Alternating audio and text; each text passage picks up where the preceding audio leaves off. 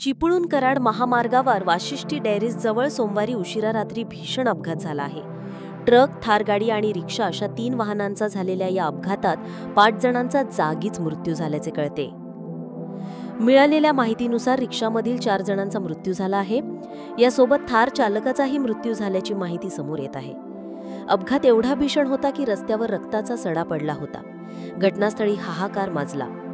धुके आणि मुसळधार पावसामुळे वाहनांना एकमेकांचे अंदाज न आल्याने हा अपघात झाला असावा असा प्राथमिक अंदाज वर्तवण्यात जात आहे. गणेशोत्सवाच्या पार्श्वभूमीवर सर्वत्र उत्साहाचे वातावरण असताना घडलेल्या या घटनेमुळे परिसरात शोककळा पसरली आहे. नागरिकांमध्ये भीतीचे व उद्विग्नतेचे वातावरण निर्माण झाले आहे. अपघाताची माहिती मिळताच उपविभागीय पोलीस अधिकारी श्री बेले यांच्यासह पोलीस अधिकारी व कर्मचारी घटनास्थळी दाखल झाले होते. या अपघातामुळे महामार्गावर मोठ्या प्रमाणात वाहतूक कोंडी झाली होती. ग्रामस्थांच्या मदतीने जखमींना तातडीने रुग्णालयात हलवण्यात आले आहे. या भीषण अपघातामुळे संपूर्ण कोकणभरात हळहळ व्यक्त होत आहे.